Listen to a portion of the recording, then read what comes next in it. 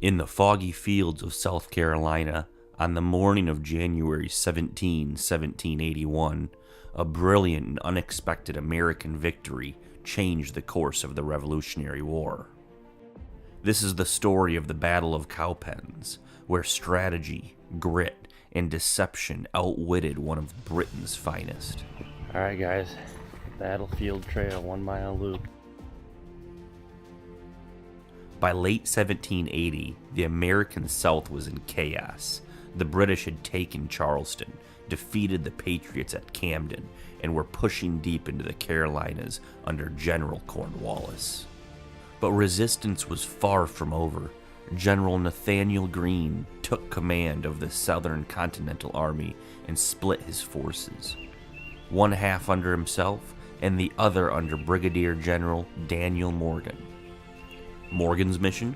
Distract and divide British forces, harass Loyalist supply lines, and buy time. But his movements soon attracted the attention of a rising British officer, the aggressive and feared cavalry commander, Lieutenant Colonel Banastre Tarleton. Daniel Morgan, a tough veteran of the frontier in the Battle of Saratoga, knew his troops, a mix of Continental regulars, militia, and sharpshooters. Many had seen battle, some had not.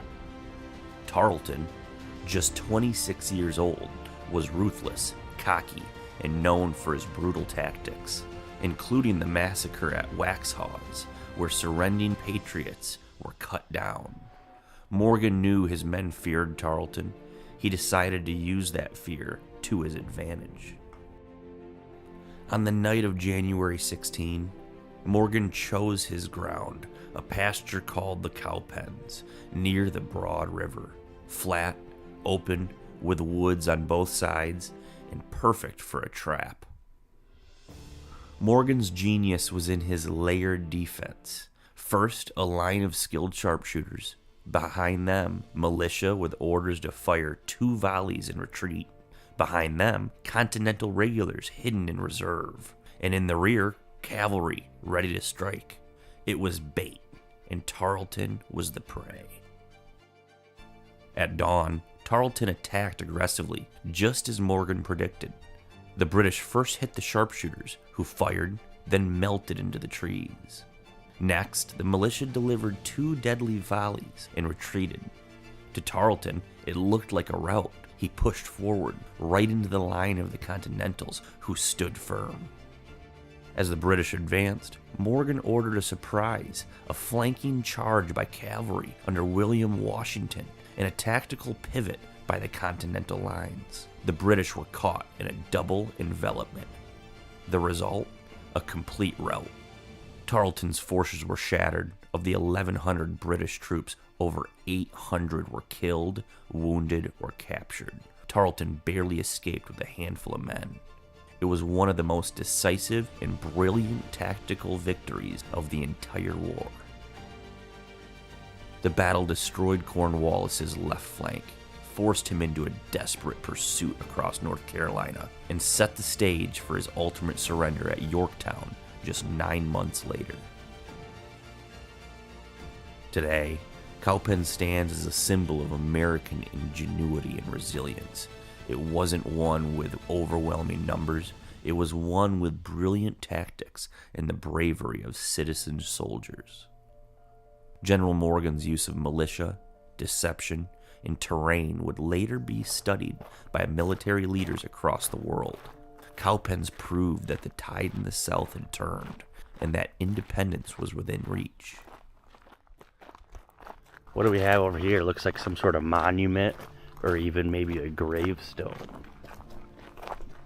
Alright guys, we're exploring Cowpens in South Carolina. This is one of the most famous Revolutionary War battlefields. We're coming up right now on some sort of monument. Almost looks like a flagpole, but it's not very tall. Could it be a grave? Let's see, the Washington Light Infantry Monument.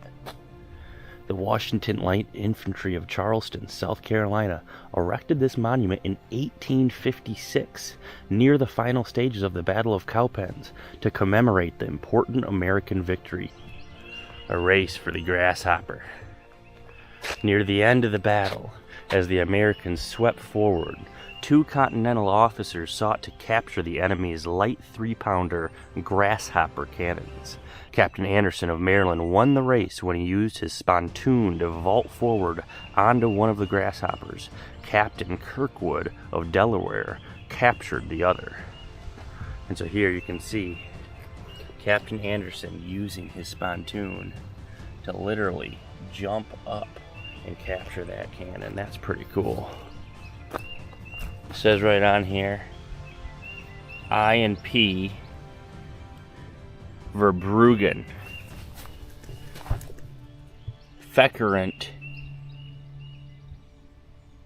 something maybe, yeah, J776. The Continental Army at Cowpens. This line consisted of Continentals from Maryland, Delaware, as well as militia from Virginia and North Carolina.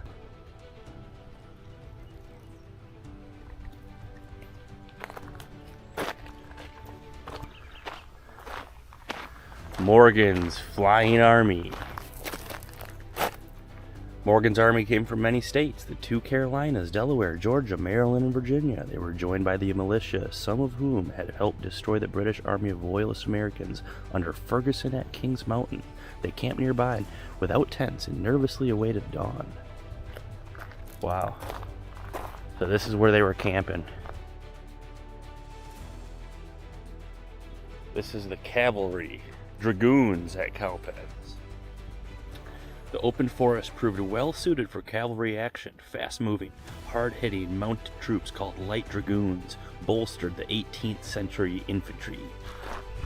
I recommend using the National Park app. I'm doing the self-guided tour on there, and so I can follow along with every single one of these signs to learn about the history of Cowpens. Let them get within killing distance. The American second line of defense stood in position here. About sunrise, the British appeared. The militia, though not trained to stand against massed British bayonets, fought well and shot with deadly effect.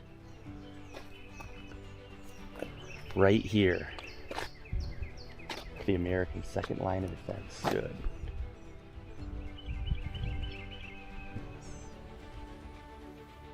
Oh, this is cool. You got a sharpshooter out there. And this is the skirmish line. The sharpshooters at the skirmish line waited until Tarleton's army got within shooting distance. Their orders were to slow Tarleton's advance with well-aimed rifle fire and then fall back to the militia's second line. As the British came within range, the militia delivered a deadly fire, dropping 2/3 of the officers, then funneled back through the Continental line. 2/3 of the officers? That's pretty impressive.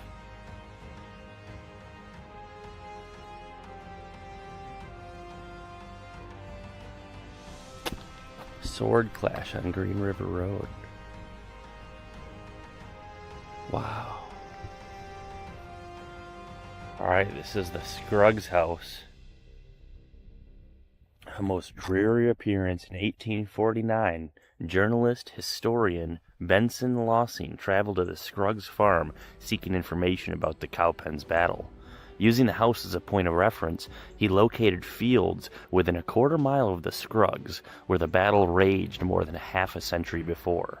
Journalist Lossing noted that the battlefield presented a most dreary appearance. Axe and plow had turned an open hardwood forest into stumps, pine thickets, and cornfields. Nice new deck for it. Look at what it supported on, just those rocks.